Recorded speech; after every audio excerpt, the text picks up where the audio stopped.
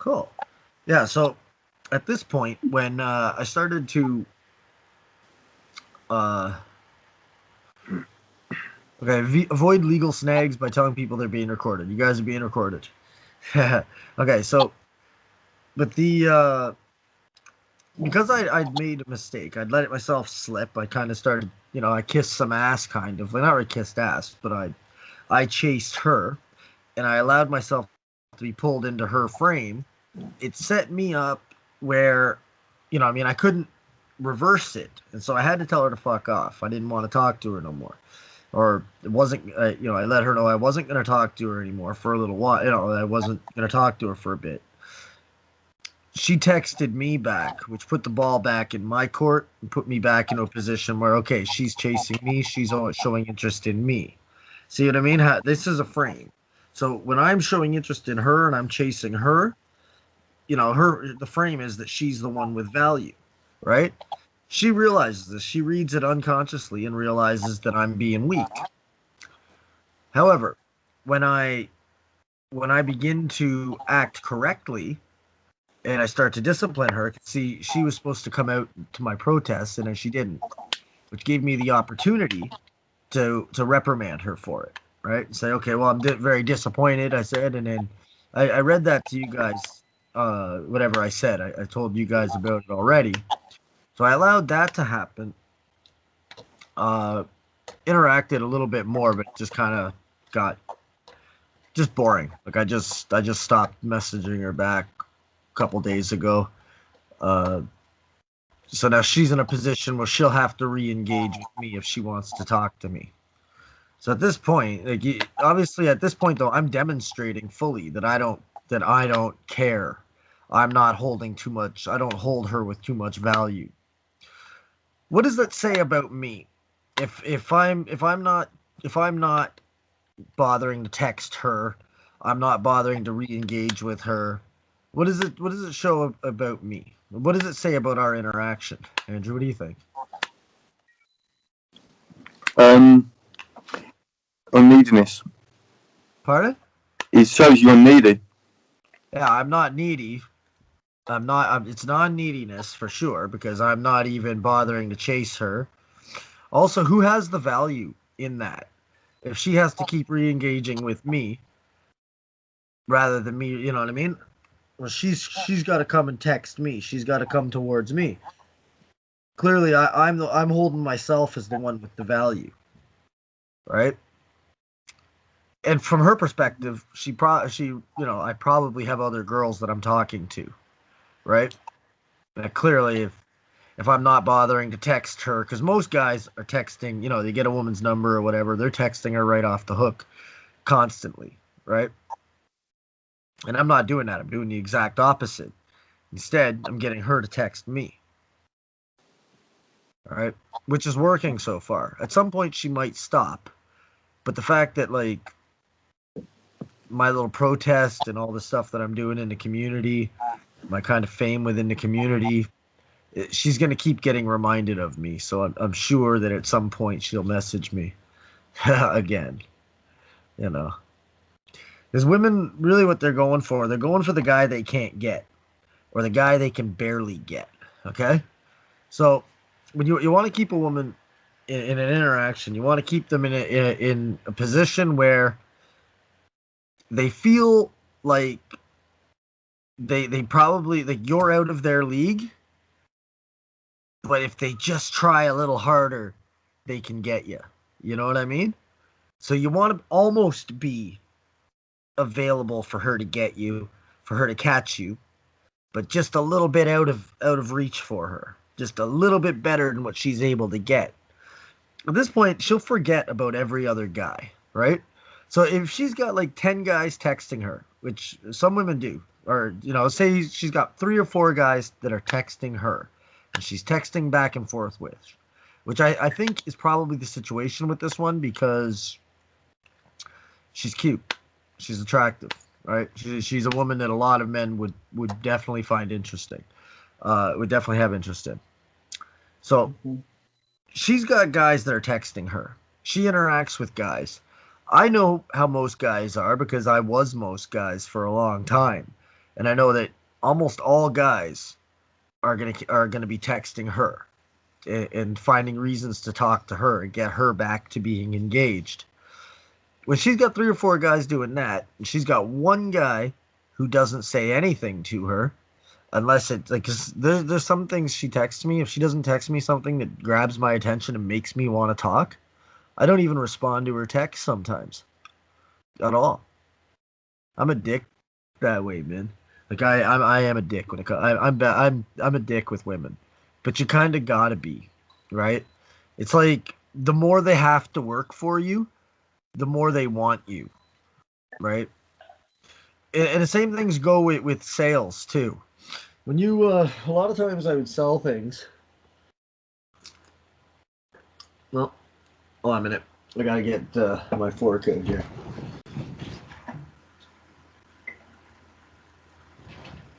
So a lot of times in a sale, it's when something is rare or something, you might not get something. That's when the person really wants it. And no matter what it is, anything free is not worth having for the most part. Nobody wants anything that's free. You never show up to anybody's door and say, I got something free for you. They don't want it. Nothing of value comes free. Nothing of value is free. Nobody wants it. So the best thing, but everybody wants something that's rare, right? So the same thing goes with sales as with seduction. A woman wants a man who she may not be able to get, or wants to feel special for being able to get him. Same with people when they want to buy a product. Everybody wants the product that nobody else has and other people aren't even able to get. Okay? If I can sell you something that is obscure, that you can't get anywhere else, and only certain people are going to be able to get it, you're going to want it a lot more than if I come up to your door and say, hey, I got a free fill in the blank for you. Or hey, we're giving away free doodle boppers. Nobody wants your doodle bopper, buddy. You know what I mean? But if it's like, hey, I got 3 doodle boppers left, and I got 100 people left to see, and it's not everybody who's going to get one. But if I have, if you fit the criteria, I do have one that I can sell to you, provided, that you fulfill our requirements. Then you're gonna want to know, hey, what are the requirements? All right. Now you're putting requirements on things, and this is exactly how you see it. I mean, and we're talking about a product, but we can also talk about a woman. So when I've got her texting me and I've got her coming towards me, now at this point I could say, yeah, you know what? I think you're a really cute girl. I really enjoy being around you. I just don't know if you fit my requirements, right? Like, see, I need a woman who's going to be completely loyal to me, completely submissive. I need a woman who's going to obey me. I'm the boss. You know, whatever it is, whatever your criteria is. See, with me, it's I need total obedience. And anytime that you disobey me, even if I'm not there, I need you to tell me that you disobeyed me. I need you to be completely open with me and honest with me, and I'll do the same with you. There could be no lies between us. That's the thing. With a Dom sub relationship, there could be no lies. If the sub ever catches the Dom lying to her, she'll never trust the Dom again. She'll never be dominated by the Dom again.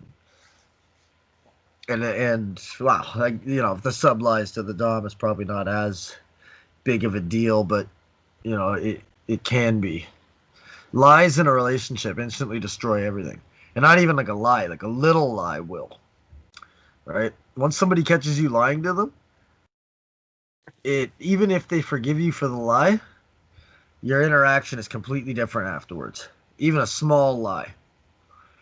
You don't have that same. You see, before you've lied to somebody, there can be a rapport and a trust there And it can be built to a point where everything you say just sinks right in, where they don't even engage the critical factor with you, right? That's where you want to be with people.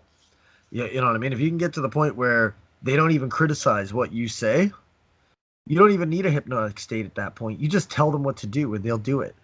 Just like they're in hypnosis because you have that level of trust. Now, that's something I've discovered with hypnosis too, right? The hypnosis just, is a state that kind of relaxes the critical factor. But everything that happens in the mind under hypnosis is still happening in the mind not hypnotized. It's just that not hypnotized, I have a critical factor, which is going to be blocking out information and criticizing and blocking out information. But if I've never lied to somebody and I continue to build that, and they fully trust me, they won't even engage their critical factor when I say things to them. So, for all intents and purposes, it's the exact same thing as being in hypnosis. They'll make changes just like that, just because you told them to, so long as they're not criticizing. And that's what I mean. There's many ways to get to the same place with somebody, right? There's many ways. There's many avenues to get to the same spot. You get what I mean? Mm-hmm. Okay, good. So, and it goes the same thing with sales as well. So, enticement. Before you can get anybody to make changes or to do anything, they have to want to do it. You know what I mean? Mm-hmm. And you have to figure out, okay, how do I get somebody to want to do something? Right? There's lots of, it all depends on what you want that person to do. But if I want you to buy a product, well, I have to get you chasing it first, right? So I have to find, this is where, like, in sales is great for me. I love doing sales, and what I've learned is once I can figure out my pitch to get you started, then I can just show you how to get it, right? So oftentimes you can, like, shit, there's so many ways you can do it. Sometimes you're offering something for free, under a program or something, or a giveaway. A lot of times people catch on to that shit, though. Sometimes it's just as simple as, yeah, like I've got, there's some kind of a rarity or something that's going to, you see, like I told you guys before, coldness brings warmth in the other person, right? So you think of hot and cold, yin and yang. My coldness makes that person want to warm up the interaction, right? So if I turn my back on somebody, they want my attention more. It makes my attention more valuable. If I put limits on myself, like like the last girlfriend I had, I wouldn't have sex with her until she sewed a wizard's robe for me, right? I made her hand stitch a wizard's robe before having sex with her. Now, with having sex, at that point, having sex becomes a reward, right? So it's no longer me wanting to have sex with her. She's now having to work to do something in order to have sex with me. I'll still have sex with her as much as I want. The sex is going to be much better, though, because she's enjoying it, because it's a reward for her. You see, who do you want sex to be rewarding for? Do you want it to be rewarding for you, or do you want it to be rewarding for her? Right?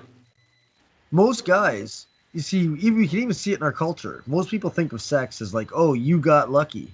If you're the guy, you got lucky. Or like, you know what I mean? Like it's a good thing for the guy. You make a woman hand stitch a wizard's robe for herself before having sex with her, nobody can claim that you got lucky. She got lucky. And when you have sex with somebody, if you put that value, you can make your sex that valuable to a woman. You can. Just make it rare. You understand? When you make something rare, like I don't have sex just to fornicate. It is something that I say often. I don't have sex just to fornicate. I only have sex as a reward for good service.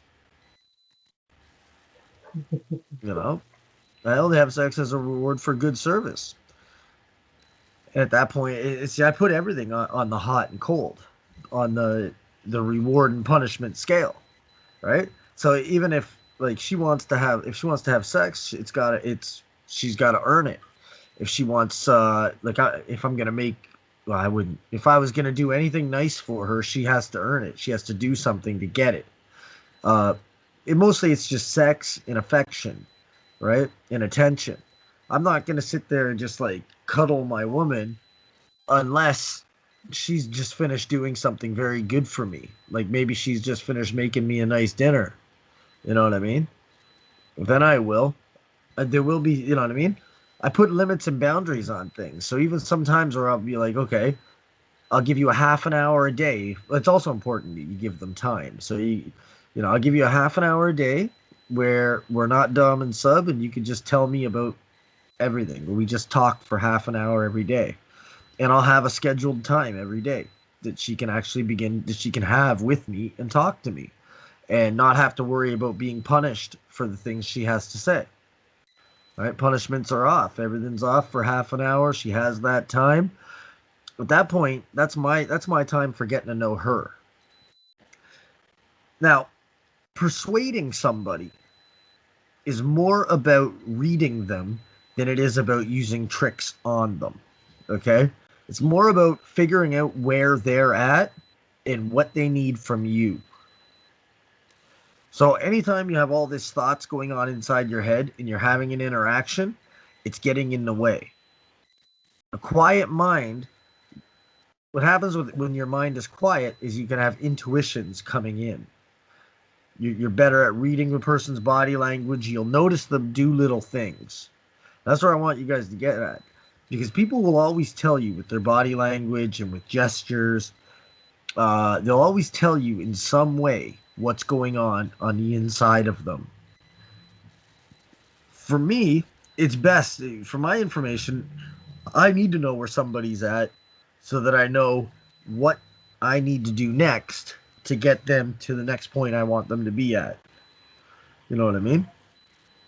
And the only real problems you're going to have influencing somebody or getting something from somebody is reading them wrongly.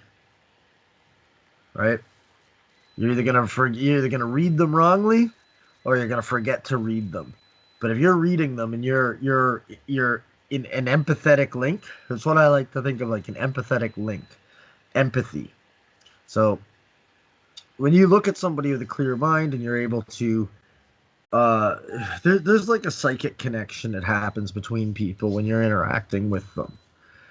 And most guys are unaware of this simply because they have too much, their little voices going on inside their head so much that they're not even paying attention to themselves and their internal feelings while they're in that interaction. Women, on the other hand, because women have a much smaller prefrontal cortex than a man. A man has a very enlarged frontal lobe region of the brain. And so our powers of logic and reason are incredible. But the thing is that our connection to our unconscious processes is very bad, very poor on a man, in comparison to a woman. Now, a woman may have a smaller brain and a much smaller prefrontal cortex, so her abilities in logic and reason are not the same, but she's got a much stronger connection to her unconscious processes. That's why women are damn near psychic compared to men when it comes to interacting with human beings. They just get feelings and intuitions, like that whole, oh, he's creepy, or he's this and he's that. That's women reading you, and they're reading you. They're so much better at reading you than we are at reading them, right? But by quieting that critical factor, we don't become equivalent to where a woman is, but we can get pretty damn close. We can get pretty close, right? You guys, understand what I mean? Okay, good. Yeah. So now you're starting to see why it's important for to be monitoring yourself in having some interactions, right? That's where it's going to be, because just like I said, we want to get you to a point where you're reading people And you're then able, with a quiet mind, you're separating yourself, and you're able to kind of think and strategize a little bit. Just your mouth can run all on its own, right? When you're talking with somebody, your mouth can kind of go on autopilot, and you can kind of sit and think, okay, what do I need to say? You know what I mean? We do have that ability to kind of partition our brains, right? Your brain can do a couple of things at once. So, and speaking doesn't really take that much. Doesn't take your full brain.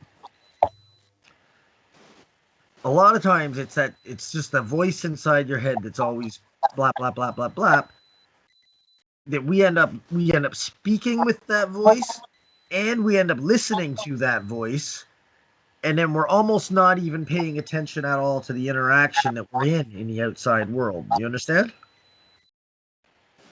When you quiet this Yeah. voice here, now you have your full focus available to this interaction.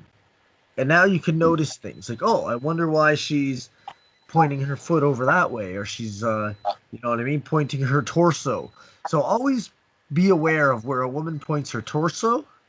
So torsos give you a lot of information. And are they hidden? Gestures, see, it's a funny thing, is that gestures will tell you what they mean too, right? So like defensive gestures, uh oftentimes, you know what I mean, you'll be like, people will, they'll gesture things, or they'll do like protective motions. Like a lot of times you'll see guys, they'll cover up their crotches with their hands. Don't ever do that. It's called a fig leaf gesture. And anytime you're protecting, so open chest and open front, so try to practice keeping your arms open. Openness is important in your body language, because it shows that you're not defending, which shows a lot of confidence. All right, openness in your body. But also the reverse is true when you're looking at her. Is her body language open, or is it closed off towards you? Is she pointing her torso towards you? Her feet, wherever a woman's feet are pointing, that's where she's thinking of going. That's where her mind is. So are her feet pointing towards you, or are her feet pointing somewhere else? It's a funny story. I was just in the grocery store a few days ago, and this woman had her foot sticking way out like this and pointing like I was at the bread aisle, and as this woman's got her foot sticking way out like this, and it's like pointing at me, and she was beautiful too. And there was another woman over there. I just, like, I get a lot of women flirting with me, so it wasn't that big of a deal. Like, I don't know, I was just getting some bread and leaving, man. But she was pointing that foot way out at me, like, and sticking it out like this, like, and it was obvious. See, I could see that she's doing that. She isn't thinking about that. She's just lost in the feelings inside of her mind, not even realizing that she's sticking her foot out way out like this in the middle of a grocery store and pointing it at me. She don't even realize she's making that gesture. And it was an obvious gesture too. So watch where a woman's pointing her feet. Also, be aware of how you feel. So, like I said, with emotional contagion, how you feel inside is gonna infect the other person. But also, how do you feel? How you feel if you're clear of your own emotions, your own emotional state is clear and calm. At that point, you can begin to feel the other person's emotions. When they're feeling something, you can begin to read them, and you can tell what they're feeling based on what you're feeling inside. You know what I mean? Yeah, you can. Uh, Fuck, that's kind of where I am with my interactions. I'm mostly feeling the other person's emotions, and then trying to figure out how to get them to the emotions I want them in. Yeah, is most of what I'm at, right? I mean, there's no reason really to interact with people unless you've got a goal towards it of some kind, really. Uh, the most part, I don't know. Most of my deep interactions, I'm trying to do something with the person, only because it's what I do, right? I try to see what I can get away with. I fuck with people, you know what I mean? Uh, so there'll always be something. Like it'll be if there's a woman there and she's not showing me any interest, I'll start going, okay, I wonder if I can get her to show me some interest. I'll give her some for any just for the hell of it, right? I'll be like, okay, I'll see if I can get her to smile at me. I'll see if I can get her to do this, if I can get her to do that. You can get people to do almost anything. You can get people to do almost anything, even just with body language alone. You can get a girl to come across the room and come and approach you, if you're good enough at doing it. If you can, but you can. You can get a woman to come. You can get women to come up and approach you, just using your body language. But you got to be projecting something that she wants, that she's enticed to come and see, to come and meet. You know what I mean? How do they approach when they do that? Pardon? How do they usually approach when they do that? Lots of ways. But women are a lot more. I guess they're almost more direct, but try to be indirect at the same time. So like a woman will come up and just kind of be like, "Hi," and just like asking you questions of things they want you to do, like things they'll start asking you just regular, just whatever questions, or like, "Hi, do you come around here often?" Like really, what they'll do is they'll say like really bad, corny kind of guy pickup lines, like all the movie shit, the same shit that guys will say to them that doesn't work. They'll come up and start saying that. Like they'll come up and be like, "Hi, do you come here often?" Or they'll be like, "Hi, and they'll ask you some question or something like that. Anything, sometimes they'll just say hi and just stand there. Sometimes they'll just be hi, and they'll just kind of like stand there waiting for you. They're funny like that because they get away with that shit because they're women. Like you can't walk up to a woman and be like hi, and then just kind of stand there in her face and wait for her to continue with the interaction. But they do that shit to you a lot. They do that to guys. So things are not equal between the sexes, right? And when we interact, they're not equal at all. Like she gets to do stuff like that. Like she'll get to come up and be like, "Hi," and then just kind of stand there, waiting for you to continue the interaction. And they do. And at that point, you can pick it up. Now, with me, I try to be. I demonstrate that I'm the boss right away, and I also try to demonstrate that they're not that important to me, right? Because it's the same thing with like a woman in a sale as well. When you're making a sale, and you need that sale too much, your customer knows it. You want them needing it more than you need it. You want that, so that's why I'm saying using rarity, uh, and building the person's need. If they feel, because the whole battle happens inside the other person's mind, right? Like a seduction or a sale, whatever you're doing, whatever you want is inside the other person's mind. So if you can get them to chase what it is you're offering, so if it's in a seduction, you're getting them to chase you, right? If it's in a sale, you want them to want to chase your product. So make your product rare in some way and make it so that they're special just for being able to be offered it. So it's an opportunity for them just to be offered the program, just to be offered the product, whatever the product is.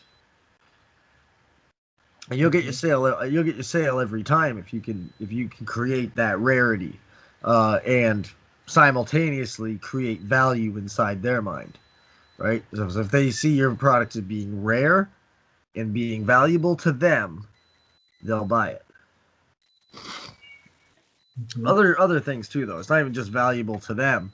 Oftentimes, like what I've realized is with doctors, nobody goes to the doctor and the doctor gives them a prescription Nobody asks, nobody ever says, argues with the doctor.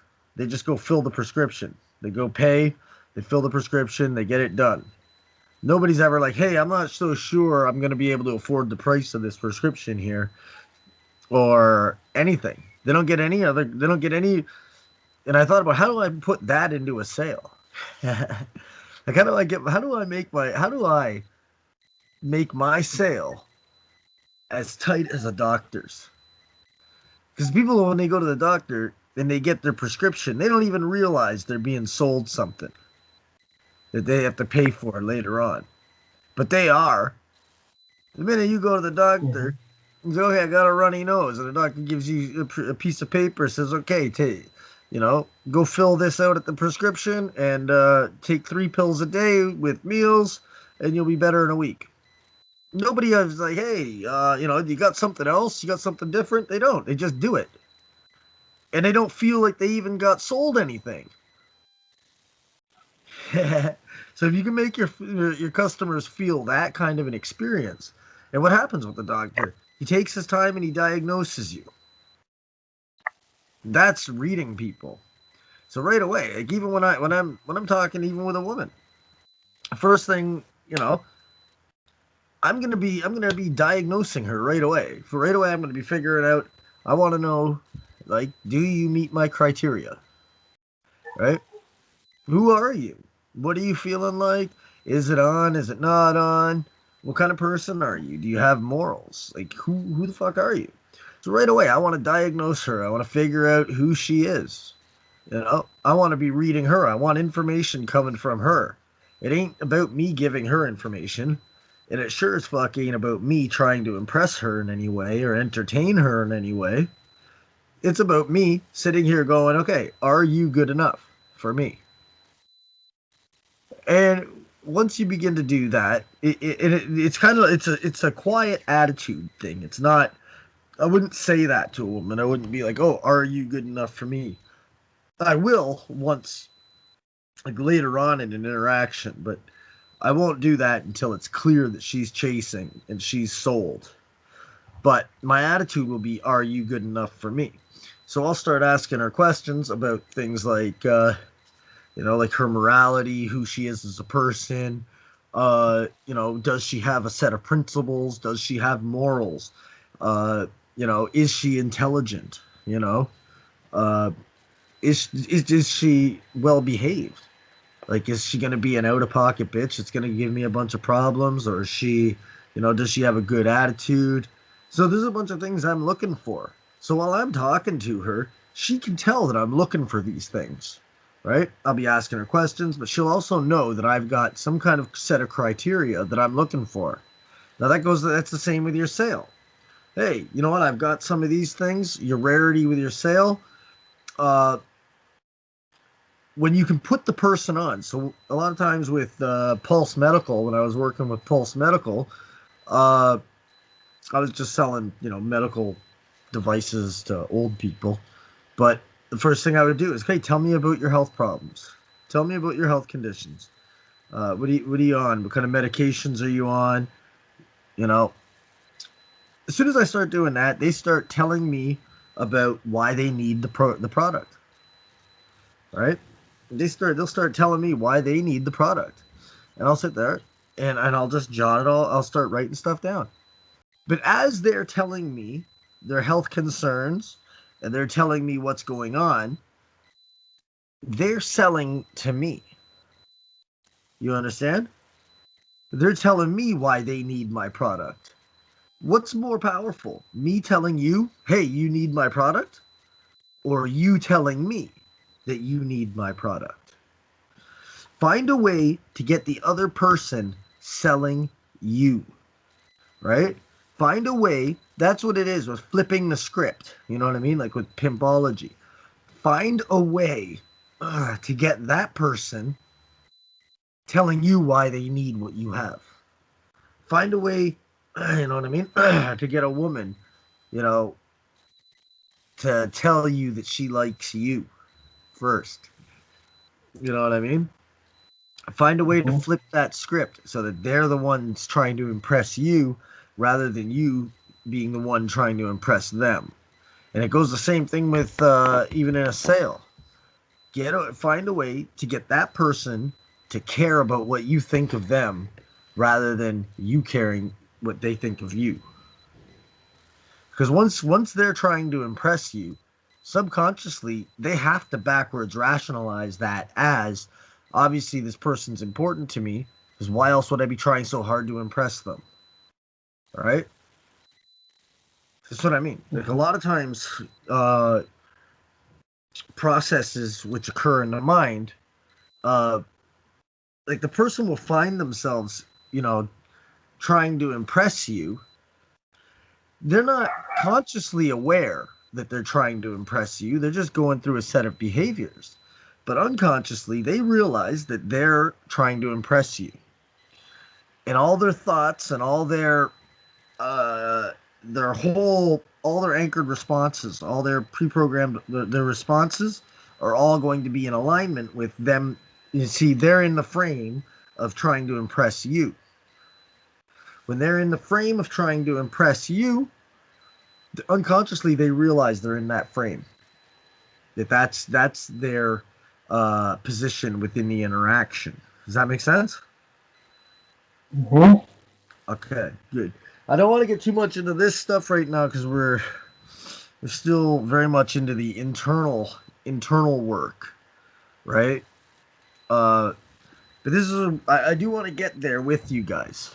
But this week, well, we're not even at a point. We're not going to do homework yet. I'll issue homework after.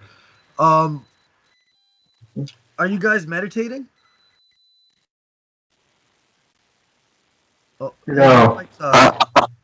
I haven't had a chance to the past couple of days, just because I've just been a bit low energy. Like you've got time all the time. Like I said, Okay. throughout your day, just to quiet your mind for a minute. Okay, I have been doing something like that. I've been doing activities while meditating, so working while meditating at the same time. So I've been doing that. Yeah, exactly. Just get your mind clear for a while. Sometimes what I like to do sometimes is just go now. And what I do is I bring my mind right into this exact moment and right in my exact surroundings. So the only thing I think about inside my mind, the only thing that exists in my reality is what's in this moment right now. So I'll bring myself to now. And I'll try to experience the moment more fully. So sometimes I'll feel like wind or air on my skin. Notice the way I'm breathing. Everything that's going on in my environment right now, and I try to take as much of that in, and what's going on inside myself. So sometimes I'll say, how do I feel? And I'll try to actually define how I feel. I'll go into my mind and I'll be like, well, my breathing's a little bit off. And I got some tension in my neck. Feel there's a little bit of kind of like stress going on. See, I just discovered that right now as I was talking, that I was actually feeling some stress. So sometimes when you just do those little checklists inside, you'll find that you're feeling stressed or you're feeling anxious, but you're so used to operating that way that it happens automatically. And half the time you're doing it, you don't even notice that you're doing it. You know what I mean? Mm-hmm. Self-awareness is going to be, like I said, when it comes to interact with persuasion, being aware of yourself is a lot more powerful than being aware of the other person. It really is. It doesn't even seem like it would be that way, but nothing's more powerful than the information that's within you already in that interaction. That's why meditation. So Bernardo, how's it going with you in meditation? Have you been trying? You been doing it? Well, I haven't been meditating on like a Buddhist type of meditation, but I've been practicing the presence, being present in the moment and Yeah. space. Try to do every once in a while a mindfulness meditation. Just go now. and just bring yourself into the present moment. All trains of thought stop, and just let everything be completely quiet. Just bring yourself into this moment and try to experience this moment as fully as possible. What sounds do you hear? What do you see? What do you smell? What kind of sensations on your skin? Are there any kind of, are you salivating? How's your heart rate? Heart rate? How's your breath? What's going on in your mind? Are you holding any tension in your face, your neck, your shoulders, your back? You know what I mean? Give yourself a whole body reading, just try to experience the moment as deeply as you can. You know what I mean? And you'll be surprised with all the information that you're ignoring. You know what I mean? Because even no matter what you're doing, or no matter what your mind is doing, there's a ton of information being brought in that you're not aware of because you've got your critical factor. But the thing is that your unconscious mind is aware of all that information all the time. So when you just go now, all of a sudden it's like, okay, now you're paying attention to things that usually are only unconscious. Like your breath, your heart rate, how your bodily sensations, all those things, right?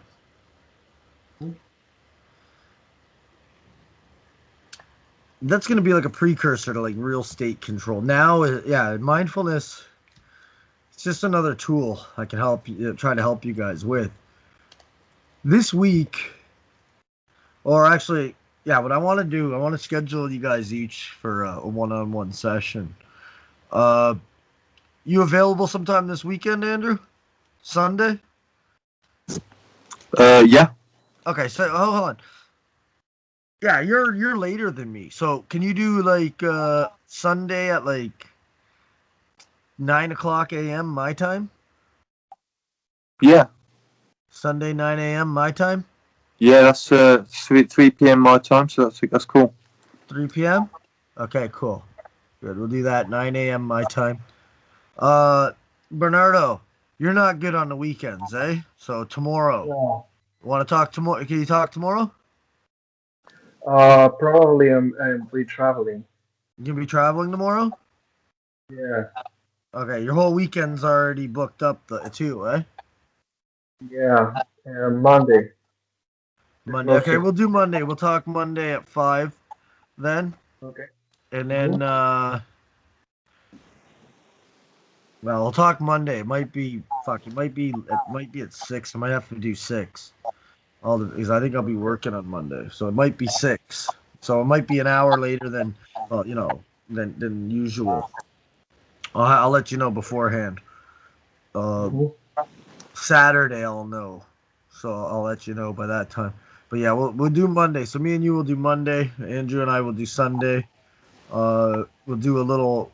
I want to do a session with each of you guys, with anxiety, dealing with anxiety, right? So before we go, actually, let's if you can remember, Bernardo, that's what I'll do. Well, no, we don't even have to do. We'll do it later. We'll do that. We'll do it on our session. But when it comes to like anxiety, there's bodily sensations, right?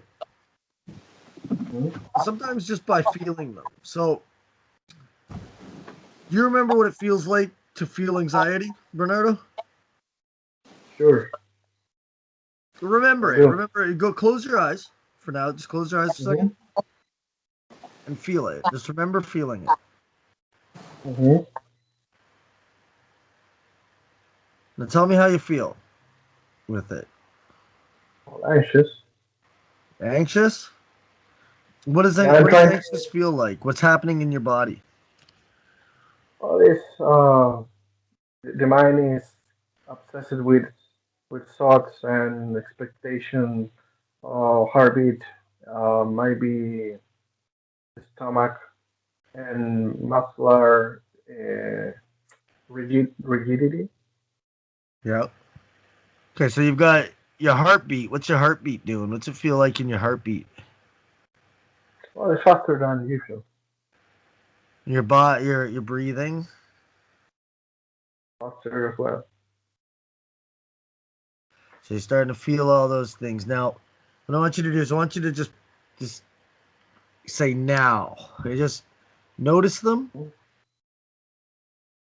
you Okay. can notice them kind of starting to go away just by noticing them Mhm. without judgment. And just notice how they kind of go away on their own. All those symptoms of anxiety.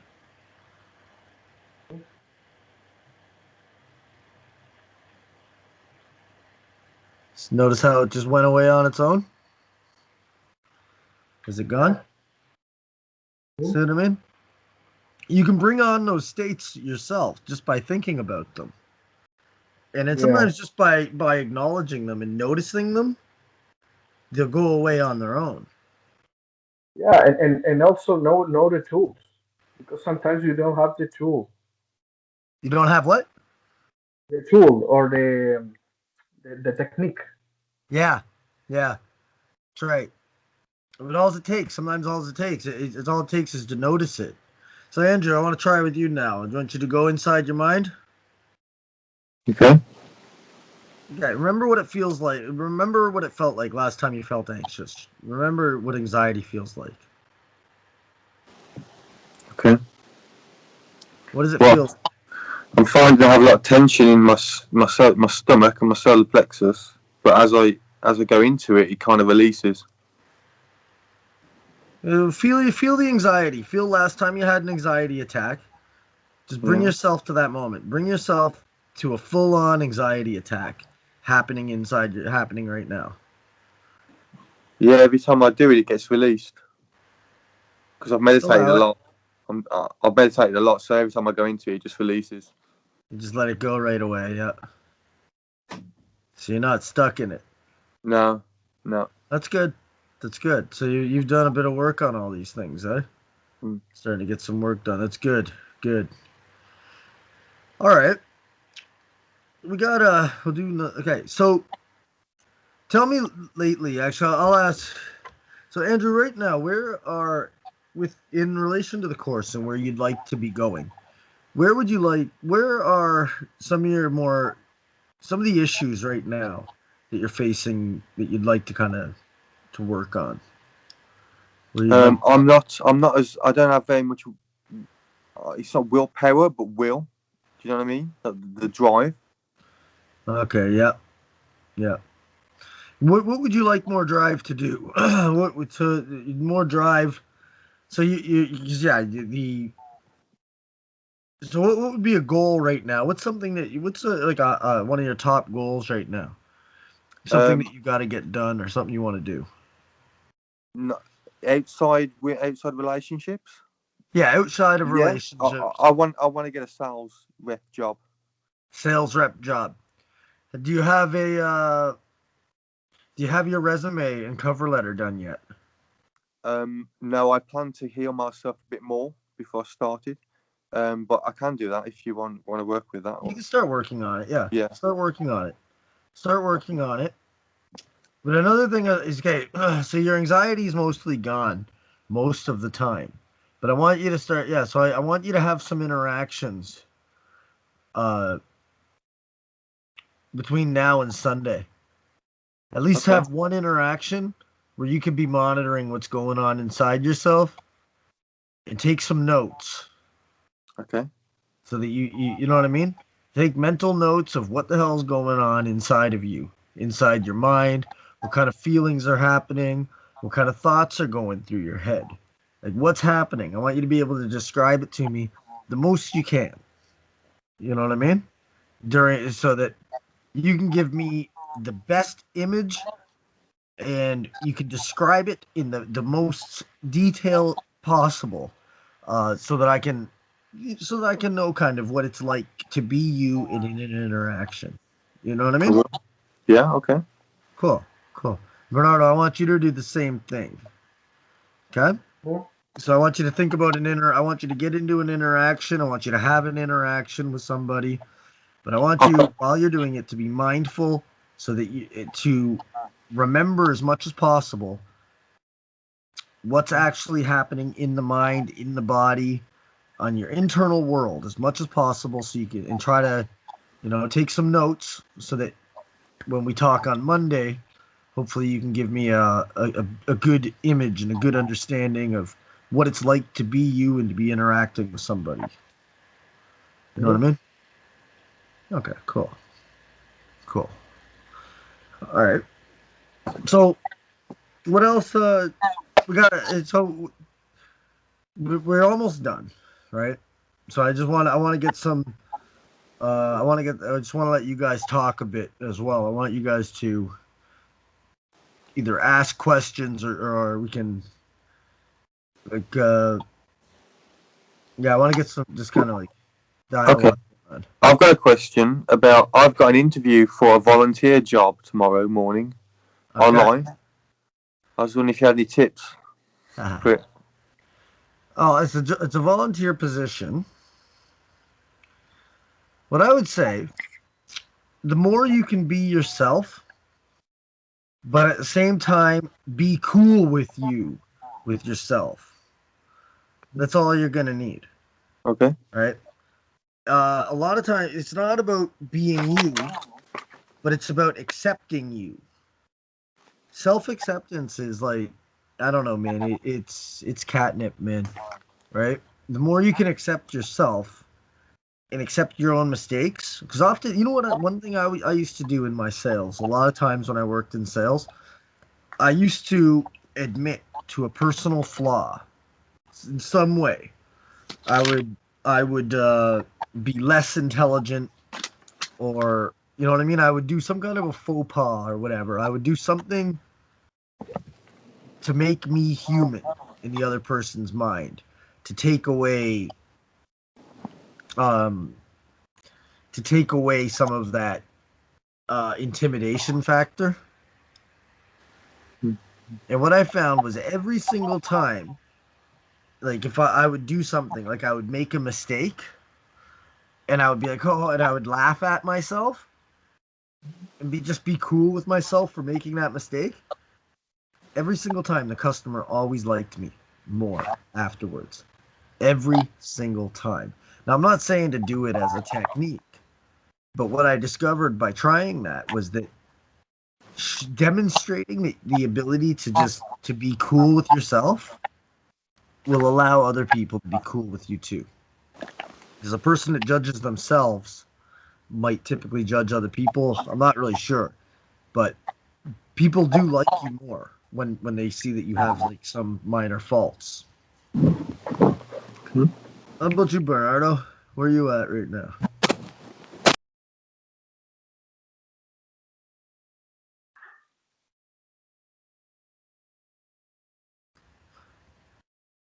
Any kind of concerns or anything going on with you, Bernardo, right now at all? Or he's in there.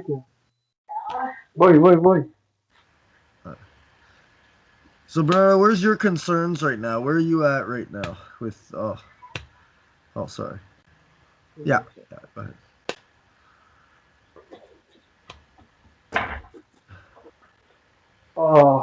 Well, my concerns. I would like to be totally free of uh, kindness, Pardon? anxiety. So I would like to be free of shyness, anxiety, Anxiety? and yeah, and self feeling guilty, stuff like that. So shame. Oh, okay, so you got the kind of same mix that everybody kind of same mixed bag that a lot of us. Yeah, that's just the beginning of your journey where you're at. We'll get you Mhm. there. My mind movies work. Like incredible boldness, that should help. And there's a couple other ones like love yourself is amazing. That's a Okay. real good one. That was the first one I made. That was the song I thought would change the world when I made it. Never did, but I thought it was gonna. Uh, but yeah, some of those you can watch some of those. They'll work. It takes about a month, even though they're probably the best mind movies ever made. You watch them every day for a month, your life will change. You watch just one, so pick one, like maybe Free of Toxic Shame, if that's what it is, or boldness. Boldness might not be as great. Self-love might be the best one. Okay, Self-love. so does they have to be watched or it can be heard? It Just can be heard. heard as well. You can just hear it. You can download it as an MP3 and just listen to it once a day for a month, and Mhm. it should change your. It should change the. It should change your. It'll change your thinking. It should. Okay. There's I mean, that's how that's how a lot of my programs. How I wrote a lot of my own programs. Uh, because before I made a lot of those mind movies, I was probably I was in rough shape. So that's kind of how I developed a lot of the things I have in my personality today was those mind movies, and then also by trial and error and fucking around in the real world. But I didn't even have the confidence to try fucking around with people until I got into those mind movies. Those things I think saved my life. You know, that's why I still make them, man. They're nobody watches them, but I make them because they are beautiful, man. They're great. You know, and I give them Yeah. away. I get maybe nobody wants them because I give them away for free, but they're they're there for anybody who wants to change their life, and they are life changing. They changed my life. You know, Mhm. cool. Thank you.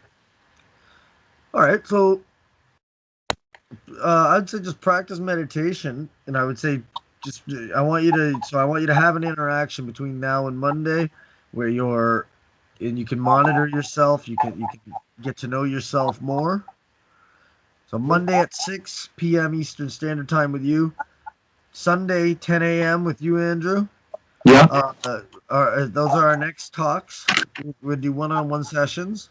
Hold on, you said 9, 10, 11, 12. I think you said 9 a.m., didn't you? Or Yeah. 10 a, Oh yeah. 10 a.m.? Yeah. 9 a.m. Yeah. 9 9 a.m. a.m. 9 Okay. a.m. Yeah. Sorry, I didn't write it down. So 9 a.m. Eastern Standard Time. We'll talk, and then yeah, 9 a.m. on Sunday, and then Bernardo on Monday. Then we got and then we'll get together as a class again on Tuesday at 5. Okay. Okay. Cool. Cool. Uh, Great. great guys. Cool. All right. So we'll talk again soon. Great. See you. Bye. Thank you. Bye bye. See you, man. Bye, Andrew. Bye.